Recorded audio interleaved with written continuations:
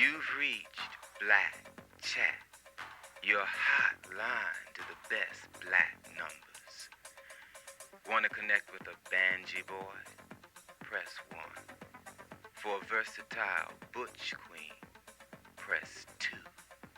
Or looking to commit mind and body to a BGA, press 3. Don't be a shy guy.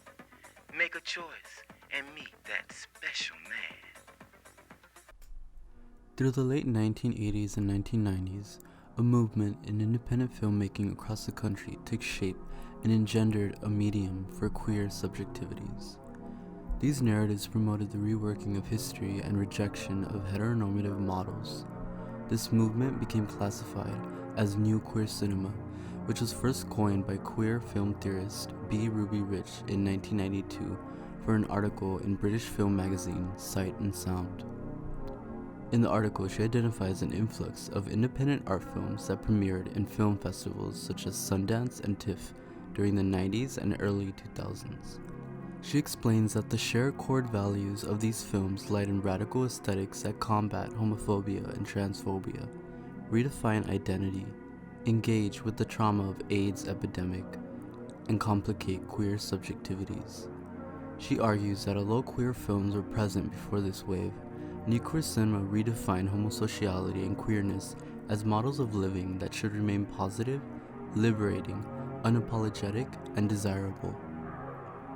The reoccurring core principle, though, is that these narratives remain true to the realities of queerness in modern society, whether they may be coming-of-age, prideful stories, or despondent concerns of life-threatening issues.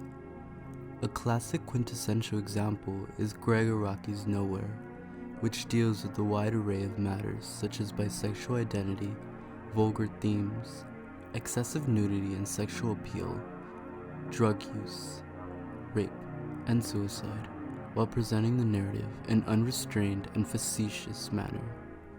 Why don't we just bout the kick the can game and hide away here in my room forever? What time is it?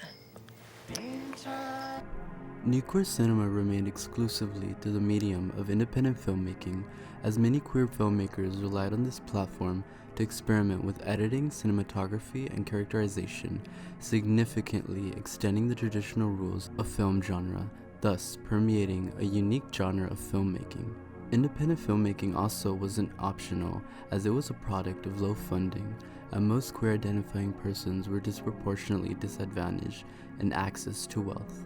This multi-genre had no fixed category, but can be identified through its nonsensical style of storytelling, editing, character archetypes, vernacular, coding, and symbols. Thus, a more fitting title came to be known as genre-fluid film.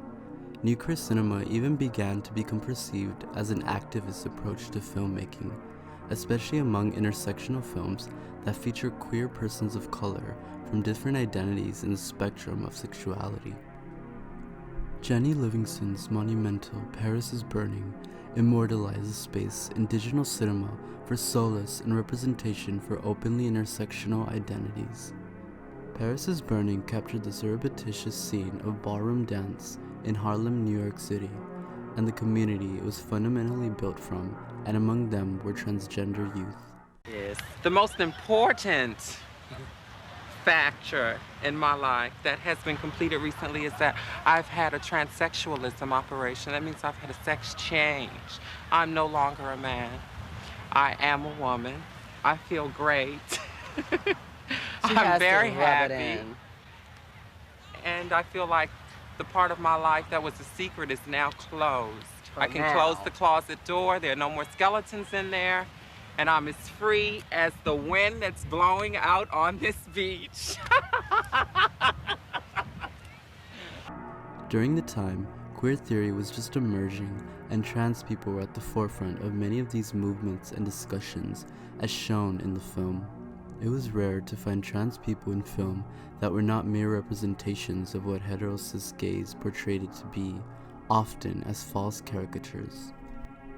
These caricatures were often presented in cinema that didn't depict trans people in honest reflections or appropriate settings. thus subjugating them to a subordinate role in society and even in queer society.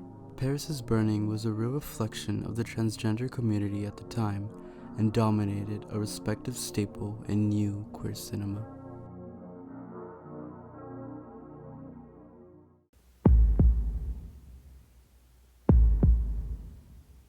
Shortly before, in 1989, Marlon Riggs' Tongues and Tide was released. This documentary, which featured Essex Hemphill and Brian Freeman, was focused on one of the most marginalized groups in the US, queer black men. The film acts as a cinematic combat to the severity of black gay silence within an oppressive regime controlled by heteronormative lifestyles and racial disparities. Riggs uses documentary footage, personal account, and poetry to construct this experimental montage on the study of sexuality and race. It also details the violent and challenging repercussions from AIDS epidemic. AIDS historically has affected low-class and black and brown demographics in the US, having most cases disproportionately come from areas where black and brown folks have established communities. Recent lovers. Private lives. Now we think as we fuck. This nut might. This nut might. This nut might kill us. Riggs opens the discussion to dissect the stigmatization behind being black and gay in the US. He often explains how queer black men are viewed and hypersexualized within the white gaze and excluded from queer narratives and spaces. Riggs also details the characterization for black men's hypermasculinity in his own racial community, which simultaneously denounces any effeminate qualities and crucifies queerness as a valid identity. New queer cinema commercialized queer subjectivities and narratives while informing the masses on AIDS, fluidity of sexuality, gender dysphoria, and even feminist theory. Although most films were considered teen comedies, these narratives portrayed real identities of newer generations of LGBTQ community that are subordinated in pop culture during the time.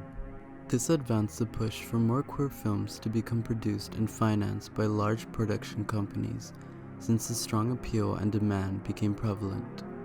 This movement of filmmaking challenged politics and approached transgressive themes that many other filmmakers wouldn't approach, especially during a time when sexual perversion politics produced by MPAA rating systems included homoerotica and interracial relationships.